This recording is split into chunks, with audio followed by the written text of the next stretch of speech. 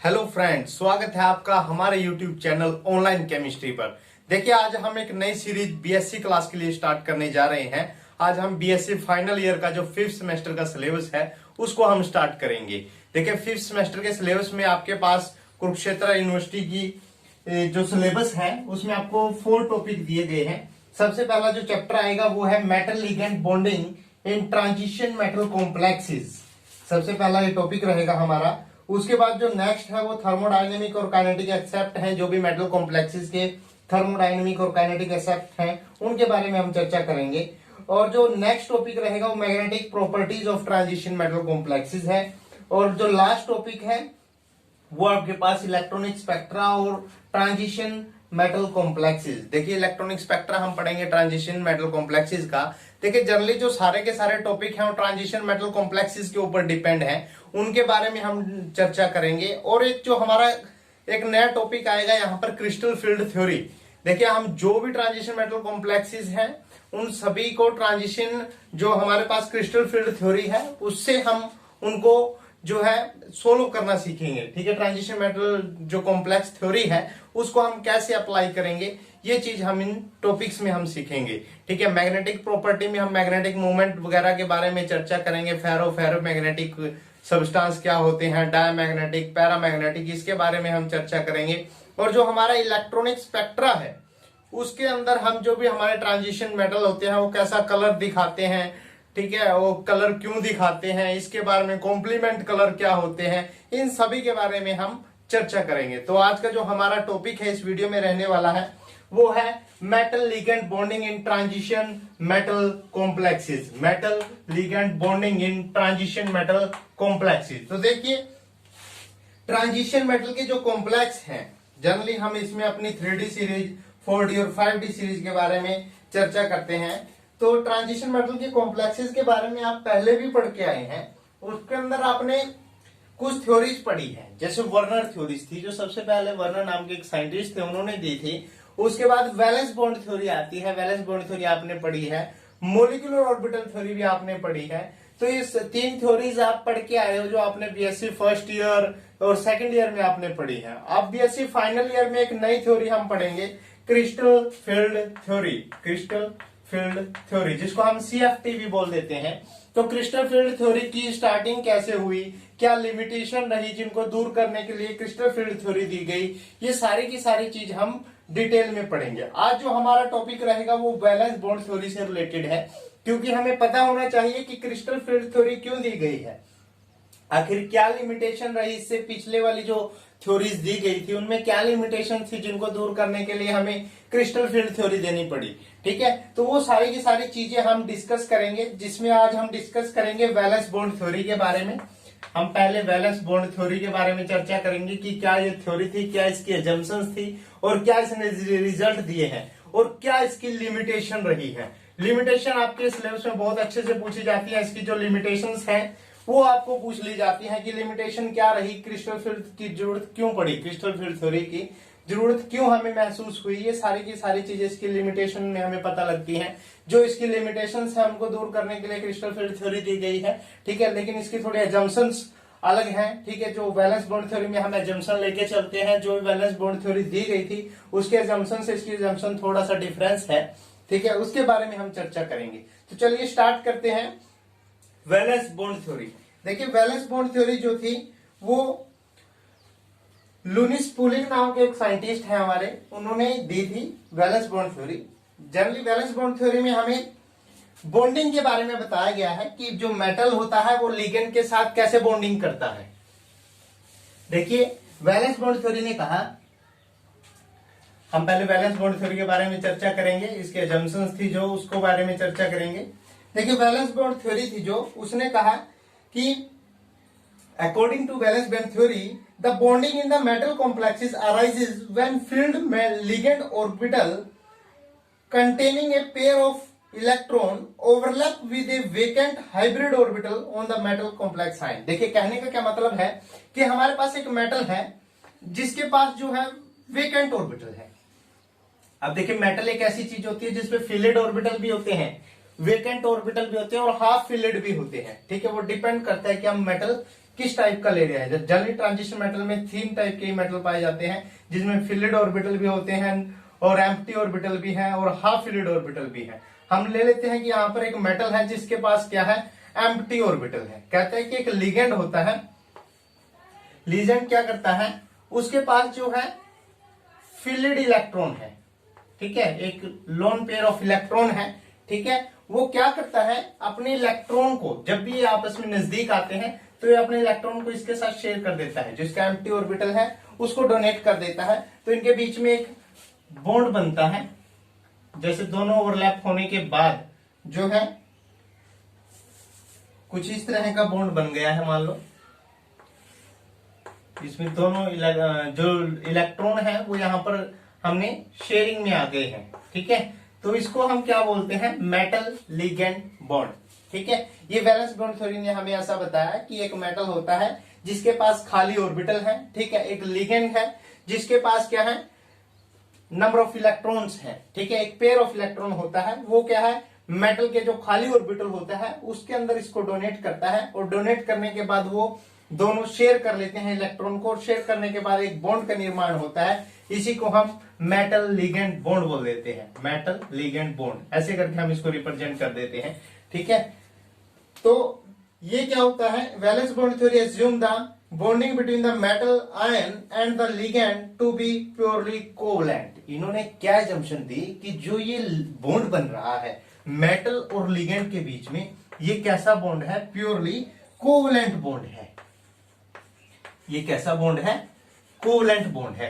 देखिए इन्होंने जो ये सारी थ्योरी दी गई है, जो हम बॉन्डिंग के बारे में चर्चा करेंगे, जो भी जियोमेट्री निकालेंगे, टेट्राहेड्रल, ऑक्टाहेड्रल, स्क्वायर प्लेनर, ठीक है, ये सारे के सारे में जो हमारे पास बॉन्डिंग रहने वाली है वो हमने मेटल लिगेंड की बॉन्डिंग कैसी है, प्योरली कोवलेंट बॉन्ड है। जो बॉन्ड है वो मेटल लिगेंड के बीच को कैसा है, कोवलेंट है। लेकिन जब हम क्रिस्टल फील्ड थ्योरी पे आएंगे तो इस चीज में थोड़ा सा चेंज आएगा। वहां पर जो क्या है, इस हम जो ये कोवलेंट बॉन्ड मान के ये थ्योरी दी गई है वैलेंस बॉन्ड थ्योरी, तो क्रिस्टल फील्ड थ्योरी के अंदर जो है इसको कोवलेंट बॉन्ड नहीं माना गया है, इसको इलेक्ट्रोस्टैटिक फोर्स ऑफ अट्रैक्शन माना गया है। उसमें क्या कहा गया है, जैसे जनरली वैलेंस बॉन्ड थ्योरी के अंदर क्या होता है कि ऐसे मान लो लिगेंड हमारे पास अटैच है, जैसे ऑक्टाहेड्रल शेप में आपको बता रहा हूं कि एक ऑक्टाहेड्रल शेप में ऐसे 6 जो है लिगेंड हमारे पास होते हैं। तो इसमें जो मेटल और लिगेंड के बीच में बॉन्डिंग है वो कैसी है, कोवलेंट बॉन्ड है। हम इसको क्या एजम्पशन मान के चल रहे थे कि ये कोवलेंट बॉन्ड है, और कोवलेंट बॉन्ड के ऊपर ही हमने इसका सारा स्ट्रक्चर, प्रॉपर्टी जो भी होनी थी वो हमने कोवलेंट बॉन्ड को मान के दी है। लेकिन जब हम क्रिस्टल फील्ड थ्योरी पढ़ेंगे, थोड़ा सा मैं डिफरेंस बता देता हूं ताकि आपको याद रहे कि क्रिस्टल फील्ड थ्योरी में क्या डिफरेंस आया है। जबकि जब वैलेंस बॉन्ड थ्योरी भी ठीक है, स्ट्रक्चर, ज्योमेट्री सभी चीज तो ये बताती है, हमें हाइब्रिडाइजेशन बताती है, जिससे हम ज्योमेट्री निकालते हैं कि sp3 है तो टेट्राहेड्रल होगा, dsp2 है स्क्वायर प्लेनर होगा, अगर d2sp3 है तो ऑक्टाहेड्रल होगा। ये सारी चीजें इसमें डिस्कस की गई थी, लेकिन क्रिस्टल फील्ड थ्योरी दी गई, इसके अंदर क्या माना गया कि जो मेटल है वो एक पॉजिटिव चार्ज है। मेटल क्या है, एक पॉजिटिव चार्ज है, और जो ये लिगेंड लगे हुए हैं,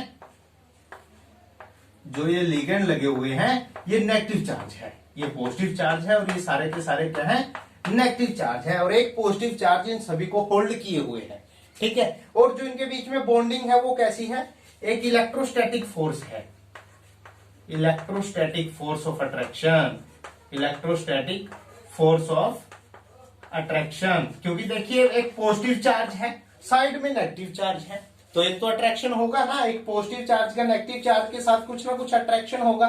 तो ये यहाँ पर जो बॉन्डिंग है वो इलेक्ट्रोस्टैटिक फोर्स ऑफ अट्रैक्शन है।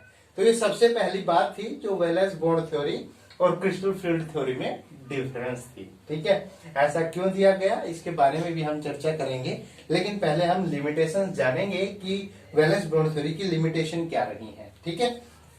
देखिए वैलेंस बॉन्ड थ्योरी क्या है, valence bond theory successfully explain the structure and magnetic property of the coordination compound. देखिए जितने भी कोऑर्डिनेशन कंपाउंड हैं उन सभी का जो स्ट्रक्चर है और जो मैग्नेटिक प्रॉपर्टी है वो हम पढ़ के आए हैं बीएससी सेकंड ईयर में, और बीएससी फर्स्ट ईयर में हमने पढ़ा है कि वैलेंस बॉन्ड थ्योरी हम कैसे अप्लाई करते हैं, ठीक है। अगर sp है तो लीनियर होगा, इन सभी चीजों के बारे में आपने पढ़ा होगा बच्चों। कि अगर sp है हाइब्रिडाइजेशन तो कैसा होगा, लीनियर शेप होगा। ठीक है, अगर sp2 है तो प्लेनर होगा। ठीक है, इन सभी चीजों के बारे में हम पढ़ के आए हैं। sp3 है तो टेट्राहेड्रल होगा, अगर d2sp3 है तो ऑक्टाहेड्रल होगा। ठीक है, तो इस तरह के हम स्ट्रक्चर सारे पढ़ के आए हैं, ये हमें वैलेंस बॉन्ड थ्योरी नहीं दी। मेटल लिगेंड जब बॉन्ड बनाते हैं तो कुछ ना कुछ कोऑर्डिनेशन नंबर होता है। जनरली हमने कोऑर्डिनेशन नंबर 4 की अगर हम देखें, अगर कोऑर्डिनेशन नंबर कितना है, 4 है, तो हमें जो है एग्जाम्पल दिए गए हैं। जैसे मैं आपको एग्जाम्पल बता देता हूं, जैसे ये है निकल CN6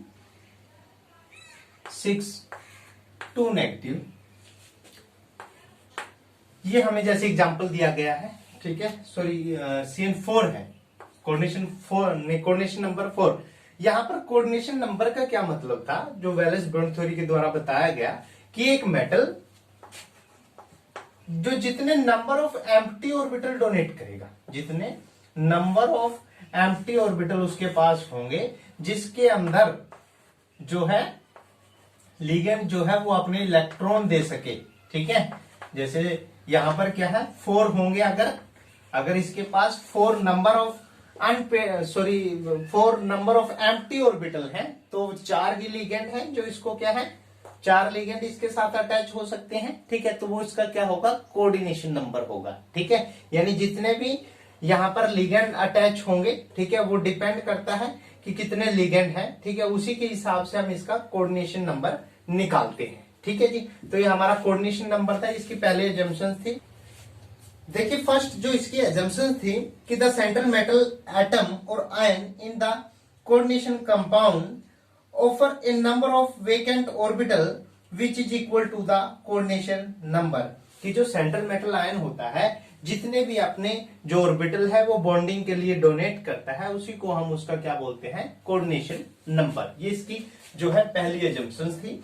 इसके बाद सेकंड एजम्पशन क्या आती है कि जो अप्रोक्सीमेट एटॉमिक ऑर्बिटल, जो हमारे एटॉमिक ऑर्बिटल होते हैं, ऑर्बिटल कौन से हैं, sp एंड d ऑर्बिटल जो हमारा होता है, of a metal hybridised to give a new set of orbitals of equivalent energy hybrid orbital.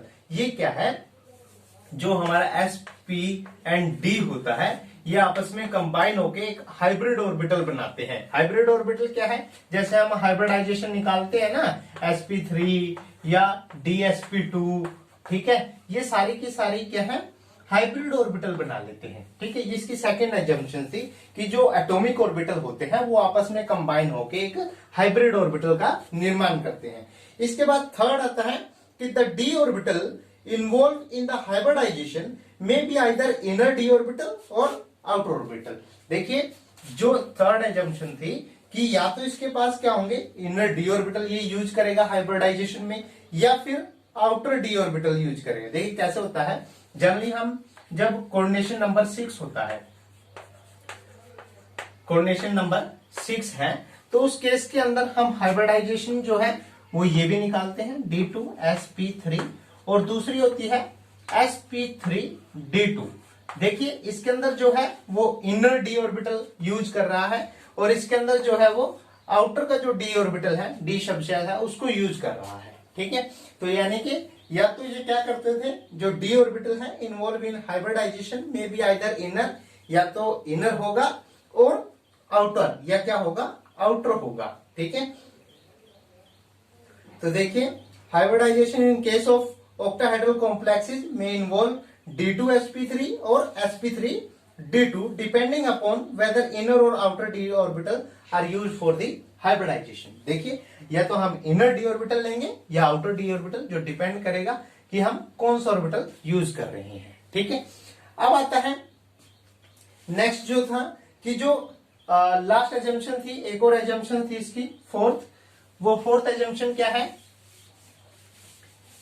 कि जो लिगेंड है, अभी अभी हमने पढ़ा भी है इसको, देखिए जो लिगेंड होते हैं वो क्या करते हैं, the vacant hybrid orbital of metal ion overlap with the field orbital of the ligand. जो वेकेंट ऑर्बिटल होता है, ठीक है, वो किसके द्वारा फिल्ड किया जाता है, जो कि एक फिलिड ऑर्बिटल होता है लिगेंड का, उसके द्वारा ओवरलैप किया जाता है। ठीक है, ओवरलैपिंग के बाद बॉन्डिंग होती है। ठीक है, और जो ये बॉन्ड होता है इसको बताया गया है कि कोऑर्डिनेट बॉन्ड है। कैसा बॉन्ड है? Coordinate bond. यानी कि इसके अंदर क्या हुआ है, लिगेंड ने अपने इलेक्ट्रॉन ऐसे डोनेट किए हैं। जब देखिए बॉन्डिंग होती है, देखिए नेचर तो इसका इसने कोवलेंट कहा है कि बॉन्ड का जो नेचर है वो कैसा है, कोवलेंट है। लेकिन जनरली बॉन्ड कैसे बना है, किसी एक ने अपने इलेक्ट्रॉन डोनेट किए हैं, तो इसी को हम कोऑर्डिनेट बॉन्ड भी बोल देते हैं। ठीक है, जब एक इलेक्ट्रॉन दोनों इलेक्ट्रॉन जो है, बॉन्ड के अंदर 2 इलेक्ट्रॉन है और दोनों के दोनों इलेक्ट्रॉन जो है वो सिर्फ लिगेंड ने डोनेट किए हैं, तो इस वजह से इसको हम क्या बोल रहे हैं, ये कैसा बॉन्ड है, मेटल और लिगेंड के बीच में कोऑर्डिनेट बॉन्ड, कोऑर्डिनेट बॉन्ड है। ठीक है, इसको हम कोऑर्डिनेट बॉन्ड भी बोल रहे हैं। जनरली इसको हम कोवलेंट बॉन्डिंग लेके चलते हैं कि मेटल और लिगेंड में जो बॉन्ड है वो कैसा है, कोवलेंट बॉन्ड है। ठीक है, कोऑर्डिनेट बॉन्ड इसलिए बोला गया है क्योंकि ओनली जो इलेक्ट्रॉन है वो किसकी तरफ से आ रहे हैं, लिगेंड की तरफ से आ रहे हैं, इसलिए इसको कोऑर्डिनेट बॉन्ड बोला गया है। अब आता है लिमिटेशंस क्या क्या रही हैं इसकी। देखिए limitations of valence bond theory, ये एजम्पशंस थी जो इसने एजम्पशन मान के ये थ्योरी दी थी लुईस पोलिंग ने। ठीक है, तो अब हम इसकी लिमिटेशंस के बारे में जानेंगे कि क्या क्या लिमिटेशंस रही। देखिए नेक्स्ट टॉपिक है limitations of valence bond theory. ये बहुत ही इंपॉर्टेंट है, कई बार ये आपको क्वेश्चन पूछा गया है कि क्या क्या लिमिटेशन रही है। जब आपको लिमिटेशन का अच्छे से पता होगा तभी आपको क्रिस्टल फील्ड थ्योरी इंटरेस्टिंग लगेगी कि क्रिस्टल फील्ड थ्योरी क्यों दी गई है और उसकी इस तरह की एजम्पशंस क्यों है। ठीक है, क्योंकि उसके अंदर जो है वो हमने इन्हीं सभी चीजों का तोड़ निकालना है, इन सभी चीजों का सोल्व करना है कि जो इसकी लिमिटेशंस है वैलेंस बॉन्ड थ्योरी की, उनको कैसे दूर किया जा सकता है। ठीक है, अब देखिए limitations of valence bond theory, limitations of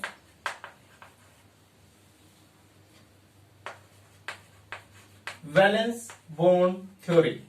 देखिए limitations of valence bond theory है, सबसे पहला है it fails to explain the colour and spectra of the complexes. देखिए इट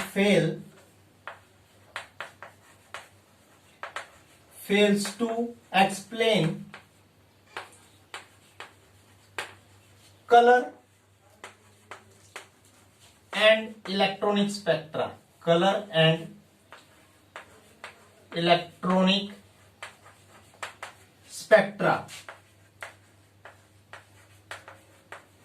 देखिए जनरली वैसे जो वैलेंस बॉन्ड थ्योरी थी उसने हमें ये तो बताया कि अगर अनपेड इलेक्ट्रॉन है तो पैरामैग्नेटिक होगा और वो कलर दिखाएगा, और अगर अनपेड इलेक्ट्रॉन नहीं है तो वो डायमैग्नेटिक होगा, वो कलर शो नहीं करेगा।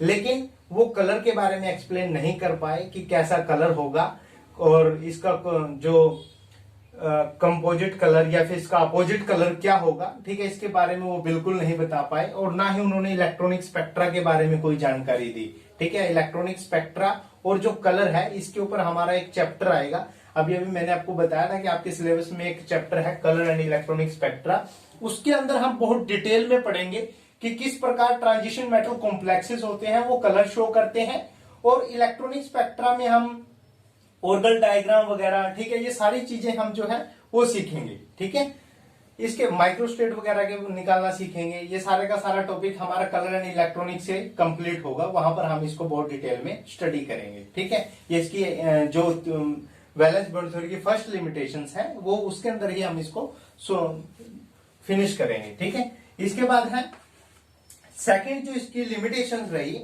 It fail to explain difference between measured and calculated magnetic movement.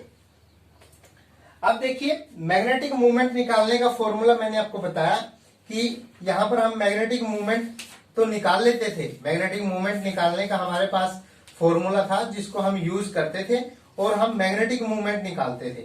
ठीक है, वो हमारे पास फॉर्मूला होता है, जैसे हमें अगर स्पिन मैग्नेटिक मूवमेंट निकालना है तो mu S is equal to N N plus 2 B M Bohr magneto, ये हमारे पास स्पिन मैग्नेटिक मूवमेंट निकालने का फॉर्मूला होता है। लेकिन हम देखते थे कि जो हम कैलकुलेट करते थे मैग्नेटिक मोमेंट या जो मेजर करते हैं, जैसे हमने मेजर किया कुछ भी आया हमारे पास आंसर, लेकिन जो कैलकुलेटेड है पहले से जो कैलकुलेटेड है एक्सपेरिमेंटली, उसमें और इसमें कुछ अंतर आता था। ठीक है, उसमें कुछ क्या है डिफरेंस आता है, उसको ये एक्सप्लेन नहीं कर पाए। ठीक है, वो क्यों है? जनरली वो ऑर्बिटल कंट्रीब्यूशन की वजह से होता है। ठीक है, ये स्पिन मैग्नेटिक मूवमेंट है, एक ऑर्बिटल मैग्नेटिक मूवमेंट होती है। ठीक है, उसकी वजह से क्या है जो है इसमें थोड़ा सा डिफरेंस आता है इसकी वैल्यू में जब हम मैग्नेटिक मूवमेंट निकालते हैं। इस चीज को ये एक्सप्लेन नहीं कर पाए, और इस चीज को एक्सप्लेन हम एक हमारा टॉपिक आएगा magnetic properties of metal complexes, उसके अंदर हम इस चीज के बारे में बहुत डिटेल में पढ़ेंगे। यानी जो फिफ्थ सेम का आपका ये सिलेबस है बीएससी फिफ्थ सेम का, इसके अंदर हम ज्यादातर उन टॉपिक्स के बारे में चर्चा करेंगे जो लिमिटेशंस रही हैं वैलेंस बॉन्ड थ्योरी की, इन सभी को हम कैसे दूर कर सकते हैं। ठीक है, क्या क्या थ्योरीज इसके बाद दी गई है, ठीक है, उन सभी को हम डिटेल में चैप्टर वाइज इसको स्टडी करेंगे। ठीक है, इसके बाद आता है थर्ड जो इसका लिमिटेशंस है, it also fails to explain why the magnetic movement values varies with temperature. कहता है कि इट फेल्स टू एक्सप्लेन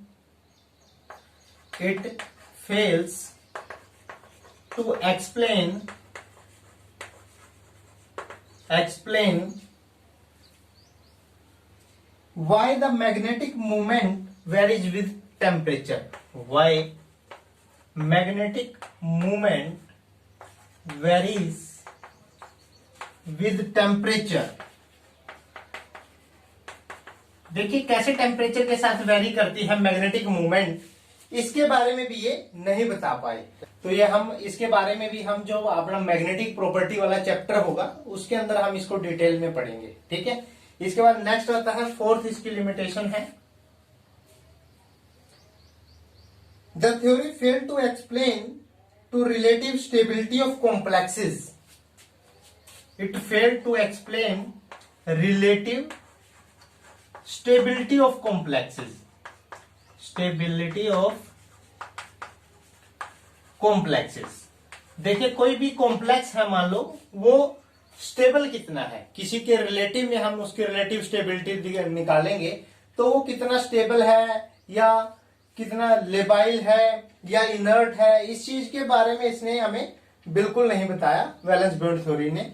इसके बारे में एक हमारे पास एक टॉपिक आएगा, ठीक है, kinetic and thermodynamic aspect of stability of complexes. उसके अंदर हम स्टेबिलिटी ऑफ कॉम्प्लेक्सेस देखेंगे कि क्या क्या थर्मोडायनेमिक क्राइटेरियाज हैं और क्या क्या जो है वो काइनेटिक क्राइटेरिया है जिसके बेसिस पे हम स्टेबिलिटी निकालेंगे कि स्टेबिलिटी ऑफ कॉम्प्लेक्सेस। ठीक है, ये हमारे 4 लिमिटेशंस हैं। इसके बाद फिफ्थ लिमिटेशन आती है it fail to explain why some complexes are labile and other are inert. देखिए इसी तरह की लिमिटेशन जो हमने 4th नंबर लिमिटेशन पढ़ी है इसकी कि रिलेटिव स्टेबिलिटी के बारे में थी, और जो 5th है कि जो कॉम्प्लेक्स है वो इनर्ट है या लेबाइल, इसके बारे में इसने कोई एक्सप्लेन नहीं करा। ठीक है, तो it fail to explain why some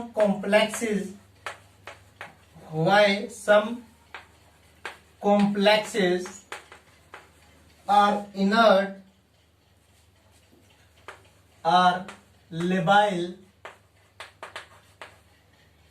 are labile while others are inert। देखिए ये एक्सप्लेन नहीं कर पाए कि कुछ कॉम्प्लेक्सेस जो है वो लेबाइल होते हैं, ठीक है, और कुछ कॉम्प्लेक्सेस क्या है इनर्ट। लेबाइल वो होते हैं जो जल्दी रिएक्शन दे देते हैं किसी भी लिगेंड के साथ। ठीक है, वो क्या है, मतलब labile complexes are those in which one of the ligand can easily displace by other ligand, जिसके अंदर एक लिगेंड को हम जल्दी, जो अपने लिगेंड को जल्दी से डिस्प्लेस कर लेता है दूसरे लिगेंड के साथ, उसको लेबाइल बोलते हैं। लेकिन जो इनर्ट होते हैं वो क्या है, जल्दी रिएक्शन नहीं देते हैं, ये जल्दी डिस्प्लेस नहीं करते हैं अपने लिगेंड्स को, तो उसको हम इनर्ट कॉम्प्लेक्सेस बोल देते हैं। लेकिन इसके बारे में जो है इन्होंने कोई भी एक्सप्लेनेशन नहीं दी, ये इसकी लिमिटेशन रही है वैलेंस बॉन्ड थ्योरी की। अब आता है 0.6। तो देखिए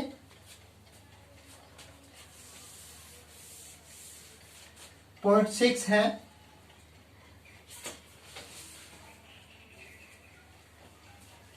It does not predict whether the four coordinate complex pieces will be square planar और tetrahedral।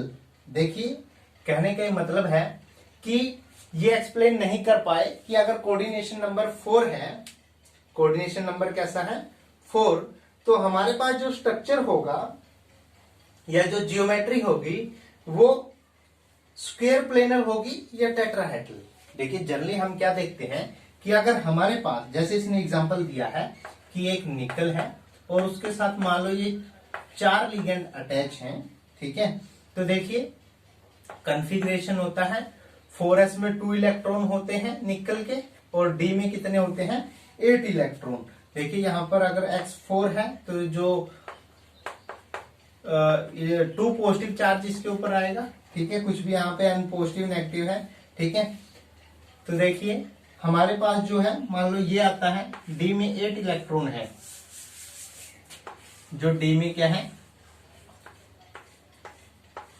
इस प्रकार से जो है इसकी कॉन्फ़िगरेशन है 1 2 3 4 5, ठीक है, 6 7 8, ठीक है।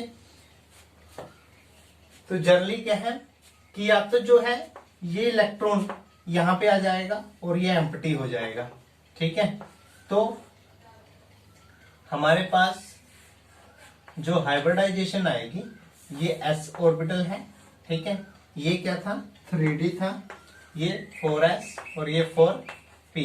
तो हमारे पास हाइब्रिडाइजेशन जो आएगी तो वो ये आ जाएगी dsp2, ठीक है। हमने तो देखिए कोऑर्डिनेशन नंबर कितना लिया है 4, तो 4 तो खाली ऑर्बिटल चाहिए लिगेंड को बॉन्ड बनाने के लिए, तो वो 4 लिगेंड को बॉन्ड बनाने के लिए ये ऑर्बिटल है हमारे पास 1 2 3 4, तो हाइब्रिडाइजेशन आएगी dsp2।